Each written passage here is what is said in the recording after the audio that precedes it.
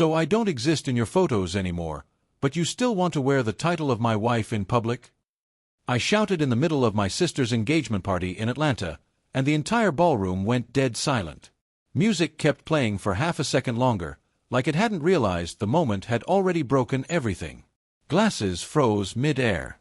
Conversations collapsed into whispers. And there she was, my wife, standing across the marble floor in a silver dress, perfectly composed for everyone else, except me. I raised my phone higher. Her Instagram profile. Still active. Still polished. Still smiling at the world like nothing was wrong. But every single photo of us, deleted. Gone like I was never there. Her face drained instantly. "Put that down," she hissed as she rushed toward me through the crowd. "Are you insane?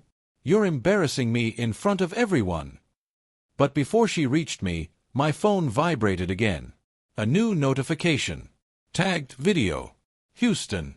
Her body froze so suddenly it was like someone had cut her strings. And that's when I knew, this wasn't about photos anymore.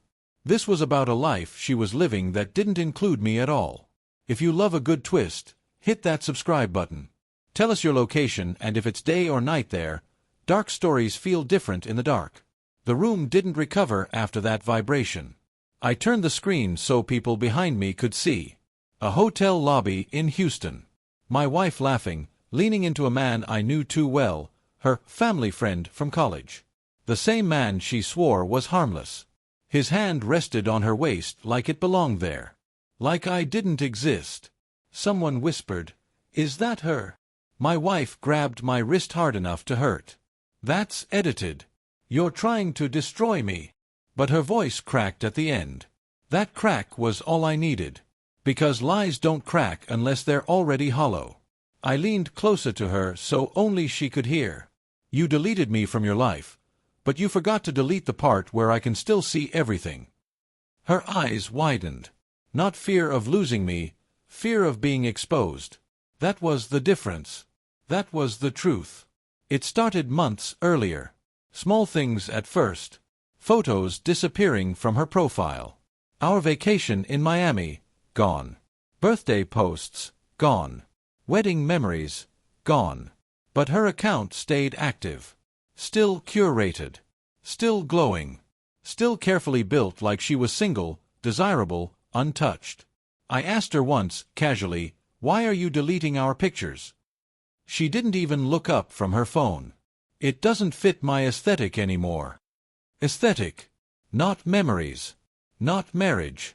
Not history. Just branding. That word started eating at me.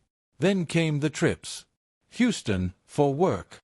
Las Vegas, brand conferences. New outfits every time she came back. A different confidence in her eyes. A distance she didn't even try to hide anymore. And her phone became a locked universe I wasn't allowed into. Face down. Silent. Guarded like a secret. The first real crack came from a hotel charge I wasn't supposed to see. Las Vegas. 2 guests. 1 room. My name wasn't on it. So I did what I do best. I verified. I called the hotel pretending to be corporate compliance. I got the records. The check-in name. The companion. Same man. Always the same man. The family friend. When I confronted her privately in our Atlanta home, she didn't cry. She laughed.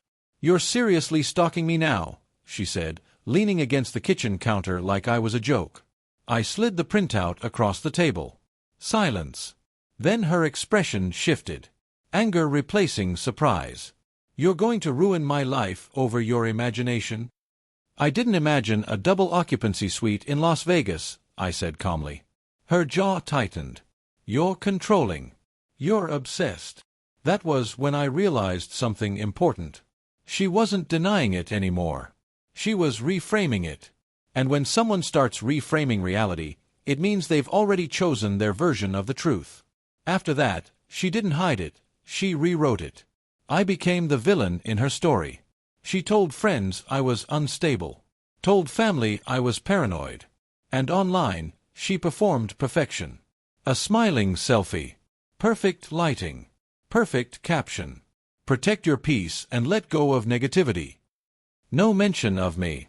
No trace of our marriage. Like I had been deleted from existence. But here's what she didn't understand. Deleting photos doesn't delete evidence. It just scatters it. And I started collecting every piece she forgot to erase. Tags. Metadata. Backup videos. Location stamps. Brand emails. Travel confirmations. Every version of her life she thought no one would connect. I didn't argue anymore. I didn't beg. I didn't chase. I studied. I work in media consulting, brand reputation, influencer analytics, digital footprint mapping. The same system she used to build her perfect identity online. I knew exactly how to dismantle it. And I stopped being her husband. I became her mirror. The turning point came in Las Vegas. Another brand event. Another trip she thought would disappear into her curated timeline. I didn't stop her. I let her go. And then I sent one folder. No message. No warning. Just evidence. Uncut videos. Hotel confirmations. Tagged footage. Private clips she forgot were synced to cloud backups. The folder name was simple. Unedited. It went to every brand she worked with. Every agency in Atlanta. Every sponsor tied to her Houston campaigns. Every connection she thought made her untouchable. Then I waited. 48 hours later, her world started collapsing in silence. Posts disappeared. Sponsorship announcements vanished. Brand pages went dark. Then the calls started. One after another. She came home shaking, phone vibrating non-stop in her hand. "What did you do?" she screamed the second she saw me. I didn't even turn my head. "I didn't do anything," I said. "I just stopped covering for you." Her phone lit up again. A notification. Then another. A blog post went live. Her face. The Houston video. The Las Vegas footage. All of it. Headline. Influencer secretly travels with another man while maintaining married online image. The silence that followed wasn't just in the room. It was in her entire life. She dropped to her knees right there in the living room. Not crying for me. Not for love. For her brand. For her image. For the version of herself she spent years building. "Please," she whispered. "Fix this." I finally looked at her. Really looked at her. And for the first time, I didn't feel anger. Just distance. "I did fix it," I said quietly. "I told the truth." She moved out within a week. Houston dropped her first. Atlanta followed. Las Vegas erased her from campaigns overnight. Even the family friend disappeared the moment his name became public. Funny thing about people built on image, they vanish the second truth becomes expensive. I stayed silent. Off social media. Off the narrative. For the first time in years, I wasn't a character in someone else's story. I was just a man rebuilding his life in peace. And sometimes, late at night, I still see her old profile floating online. Empty, stripped, lifeless. A page that once tried to erase me. But couldn't survive what I revealed. Because she deleted our photos. But she couldn't delete the consequences. The end.